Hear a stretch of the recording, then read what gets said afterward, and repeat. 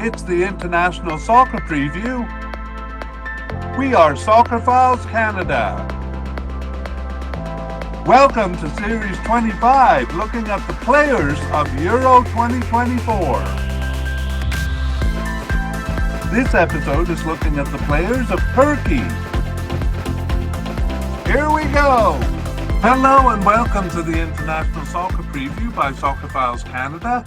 I'm Kevin and we continue Series 25 on the groups and players of the 2024 Euro Cup. This episode covers Turkey's players and is in fact part 2 of the Players Mediacast. Here we look at the selections. In part 1 we made a list of the candidates and introduced them and their likelihood of making the squad. And there is a link to part 1 in the show notes. Part 2 here will be divided into 2 sections. Well, 2.5 really, because before we begin section 1, we're going to take a look at some preliminary information. That's a little talk about the preliminary squad and the warm-up games. And then we'll move on to section 1, where we look over the list we compiled in part 1 to see who made it and who didn't. And in section 2, we summarize the surprises in the selections and review injuries. Let's begin then first with a look at their preliminary squad. So we have a bit of a complex situation. Turkey called up a 35-man preliminary squad on May 17th. From that squad, 4 players withdrew, only 3 of them due to injury and 1 called up to the under-21 team. So that left us with a 31-man preliminary roster, and that was reduced to 26 on June 7th. In fact, 6 players were cut, so it was reduced to 25 players, but they are allowed 26. That last spot was filled by calling back the player from the under-21 team and making up the required 26 players. Actually, 26 is not required, but it's the most allowed. Okay, moving on to talk about the warm-up games. We were very happy to have these warm-up games because when we did part 1 of the podcast, we found a lot of the positions were unclear as to who the starter would be. So we were hoping the warm-up games would shed more light on the issue. And they did to a degree, but not that much, actually. We had 2 warm-up games. The first was against Italy, and the second was against Poland. And we'll talk in each position to see who was selected. Okay, let's move on and talk about the candidates. So we begin with the manager, Vincenzo Montella. And we'll consider him as having been selected because he was not dismissed or anything before the Cup. On with goalkeepers, and we have a new candidate here. We'll add him to the list. His name is Dogan Alemdar. So there we go. We'll put him in the new section there. Let's look at the candidates we had, though, from part 1. So we had a definite candidate in Uğurcan Çakır, and he was selected. And 2 likely candidates, both selected, Altay Bayındır and Femi Mert Günok. And both, as I said, selected. Our possible candidate, Muhammed Sengezer, was not selected even for the preliminary squad. Rather, a new candidate was brought in, and that was Dogan Alemdar, brought in ahead of Sengezer, actually, and ahead of our likely candidate, possible but unlikely candidate, Okan Göçük. Neither of those selected, Sengezer or Göçük. But Alemdar brought in. However, Alemdar only made the preliminary squad and didn't make the final cut. So that leaves us with our 3 goalkeepers, Çakır, Bayındır, and Günok. Let's look at the warm-up games, and we see that Bayındır started the first one, and Günok started the second one. That is really baffling. Those were our 2 likely candidates We thought it would be our definite candidate, although it was unclear. But Shakir did start 4 of their last 6 games there. No, yes, 4 of their 6 games under the new manager. And so we thought it would be him. So we're not really sure what's going on there. It's anybody's guess as to who the starting keeper will be. On to defenders and central defenders. So we actually had no definite candidates here. A lot of chopping and changing in the Turkey squad. So we had likely candidates and 5 of them. So the first one is Mary Demiral, and he was selected. Next, we have Abdul Karim Bardaki, or Bardakci, and he was selected. Thirdly, Samet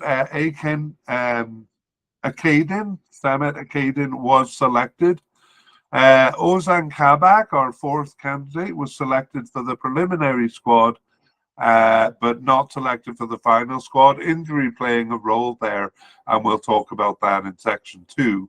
And finally, we have Khan Ahan selected. So 4 of our 5 likely candidates selected. We had a possible candidate in Chaglar Soyuncu. However, he also struggled with injury and only made the preliminary squad. He was one of those 3 players who withdrew from the preliminary squad due to injury. Finally, we have a bit of a surprise in our possible but unlikely candidate, Ahmed Chan Kaplan, being selected for the squad. So those are our 5 central defenders. Let's look at what it shaped up like in the warm-up games. In both cases, it was a 4-man backline, so 2 central defenders. And by the way, we had said that Bardakci was likely, but we weren't sure who he was going to be paired with. But we weren't that confident in that. It turned out in the warm-up games that Bardakci did start both games, so we think he's going to be a starter. And once again, paired alongside 2 different players, so Kabak and Akadin, his partners there. So the only one we can be confident about as a starter is Bardakci. Let's move on to the left-back position. And here we have 2 likely candidates, Cenk Ozkazar, and he was cut from the preliminary squad. And our other likely candidate, Ferdi Kadioglu, was selected for the squad. We had 2 possible candidates here, Rivdan Yilmaz and Aaron El Mali, neither of those selected. So it's just Kadioglu over on this side. We had pegged Ozkazar as the most likely starter, having started 5 of the last 8 games. However, he was not selected for the final squad, so it looks like it's going to be Kadioglu or someone playing out of position. In fact, in the warm-up games, neither Ozkazar played, nor did Kadioglu. It was the right back, Mulder, starting in both games. So maybe the out of position Mulder will be stationed over there. Kind of looks that way. Now we do go to the right backs where we find Mulder, and he was only a possible candidate there, but he is selected for the final squad. However, we do have 1 player ahead of him, and that is Zaki Salek, or Mehmet Zaki Salek. And even though he was a bit of an injury concern, he was selected for the final squad. So Mehmet Zaki Salek there. And so 2 candidates over here, Salek and Mulder. And we will look at the squad here. So in the first game, we see Salek starting. In the second game, it is Khan Ayan Can Ihan, the central defender, starting in that position. So not really sure what's going on there. But we still think Selleck is the most likely candidate over here. And I'm just seeing in my notes that Mulder actually did play in the last March game as the left back as well. So it looks like he really is moving over to that side. He's coded as a central defender, but looks like he's a left back in this cup. Okay, on we go to defensive midfielders. And here we had two definite candidates in Salih Ozcan and Ismail Yüksek, both of those selected for the final squad. And we had a possible but unlikely Berat Özdemir, who was selected for the preliminary squad but didn't make the final cut. So just Özcan and Yüksek there. And before we look at the position, we'll go on to the central midfielders, where we have a new candidate in OK Yokuzlu. Yokuzlu, and we'll come back to him at the end. We'll look at the candidates that were here. We had no definite candidates for central midfielder, but Orkun Kokcu, the likely candidate, was selected for the final squad.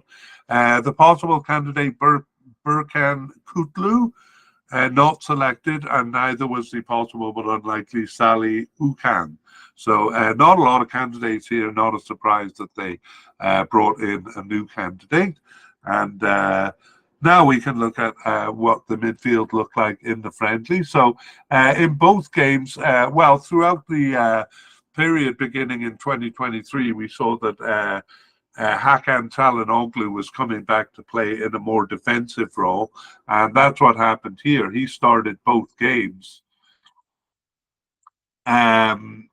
In the first game, it was alongside central defender Can Ayhan. So that's we saw him as a right back in the first game, and he is a central defender. So Can Ayhan really moving around the field here. In the second game, it was more what we predicted, Özcan. I think we had predicted that Çalhanoğlu may come back because he had a lot during the period, and Özcan was one of our kind of likely candidates as starter. But again, it was very kind of unclear. Anyway, it looks like Çalhanoğlu is a definite candidate as a defensive midfielder in this cup, but he does move around to different positions. Okay, for left midfielders, we had no candidates, and for right midfielders, we had one possible candidate. That was Abdülkadir Ömür, and he was selected, but only for the preliminary squad there, and didn't make the final cut. Oops, I put the wrong name in the graphics on the YouTube there. Okay, let's move up to left attackers, and we had a definite candidate in Kerem Aktürkoğlu,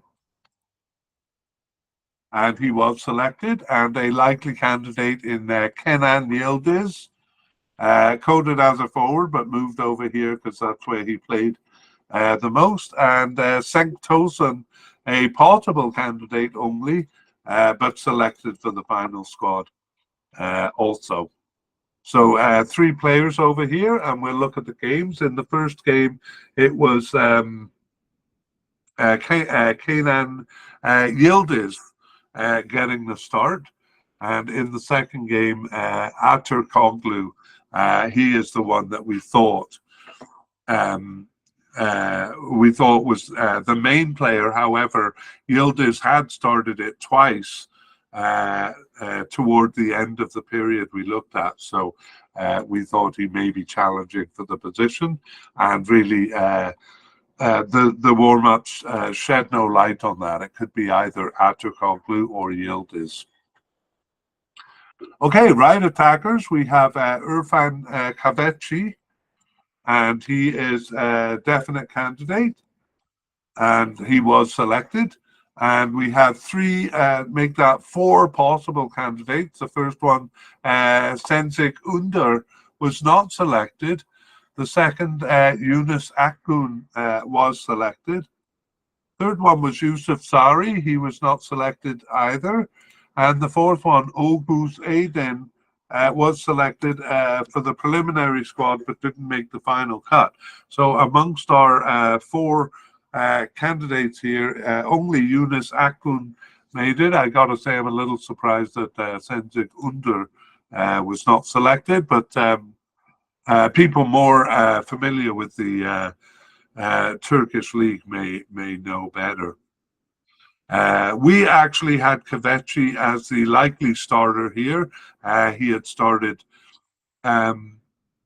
mostly under under the new manager. He had gotten the most starts. Is what I'm trying to spit out. And Kvetchi did not appear. No, Kvetchi played the second warm-up game. The first one was Aydin.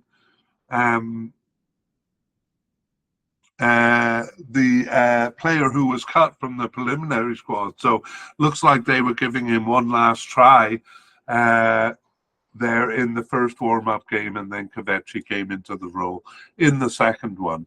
So again, we do think Kvetchi is a likely starter there, although we can never be sure because things were very unclear.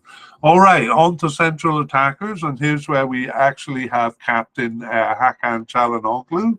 And of course, he was selected. We had no likely candidates, but then three possible candidates.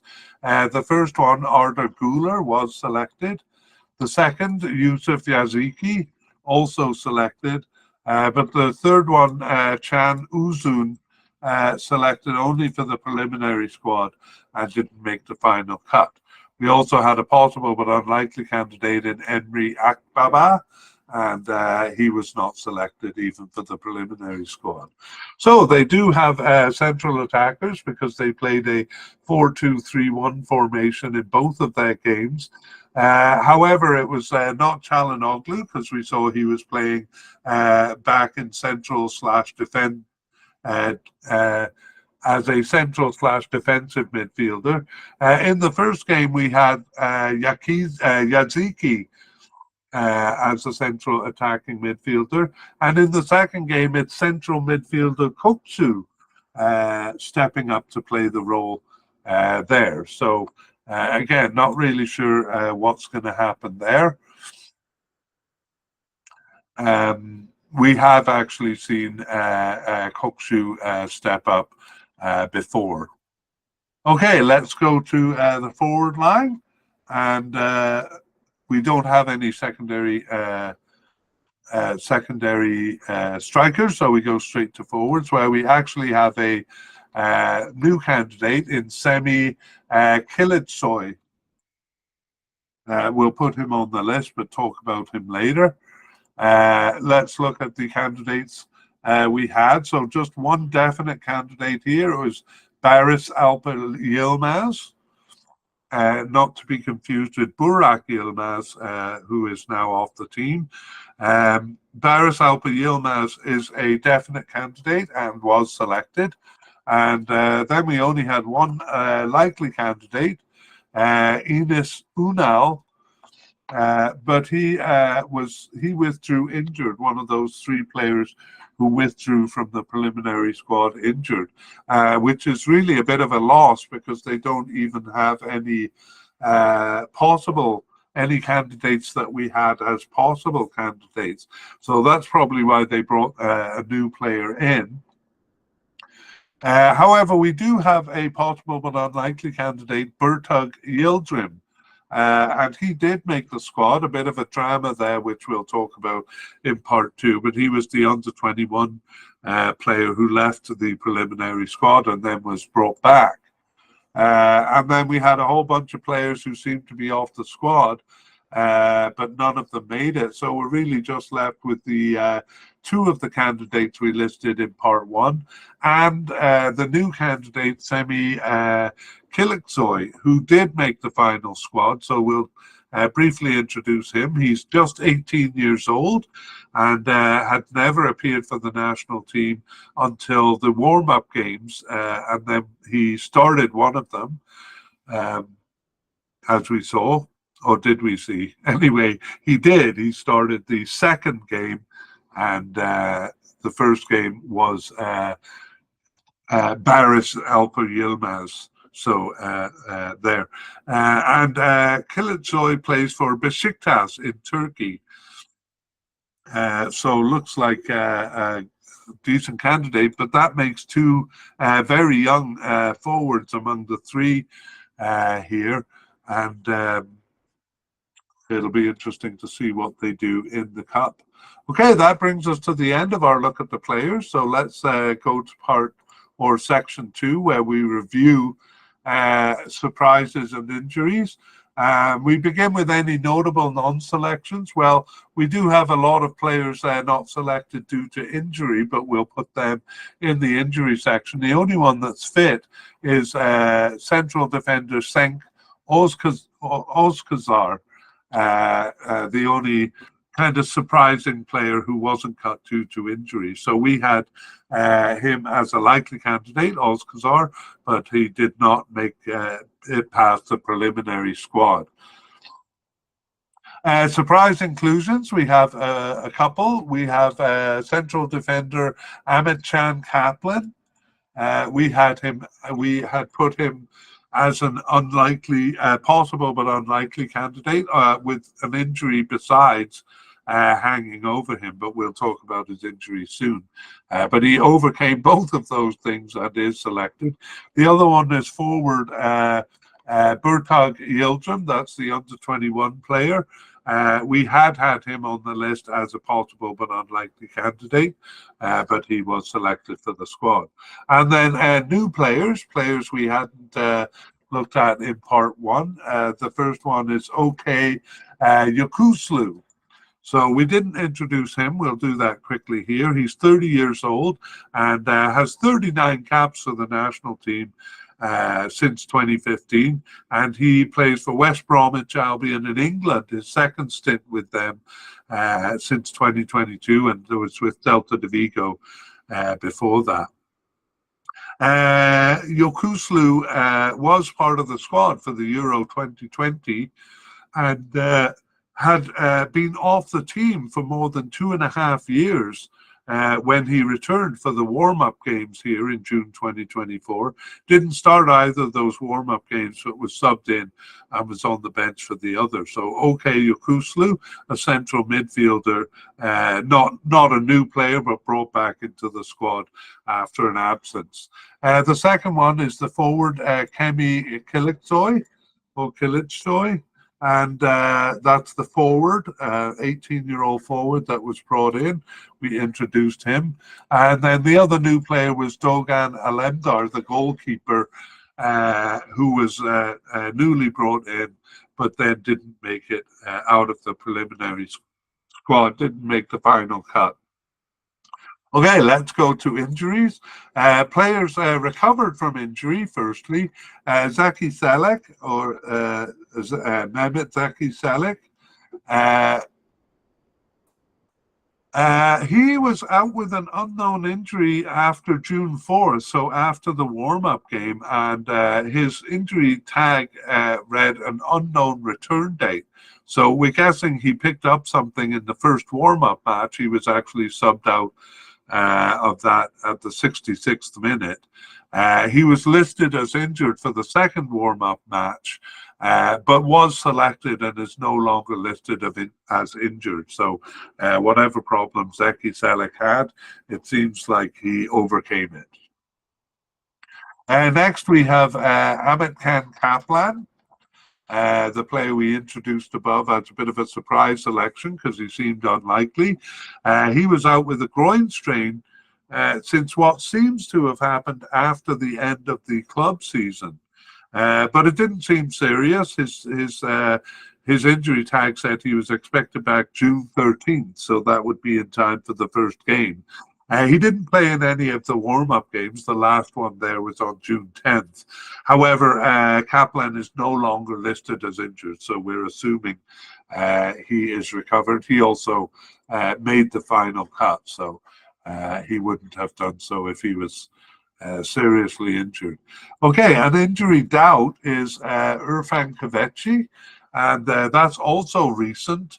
It's an unknown injury, but he is listed as expected back on June 24th. So it looks like he'll miss the first game and will be touch and go for the second one. We're guessing Kaveci must have picked this injury up in the second warm-up game there. We saw that he started and he subbed out at halftime. So Kaveci retained on the squad, but probably not available for game one. Dropped due to injury is several players. We have Oz, and I don't think I'll go into detail on these. Ozan Kaban withdrew from the preliminary squad due to injury, and that was also an injury picked up, a cruciate ligament tear in the first of the June warm-up games. So that's why he withdrew from the squad. Enes Unal also withdrew from the squad.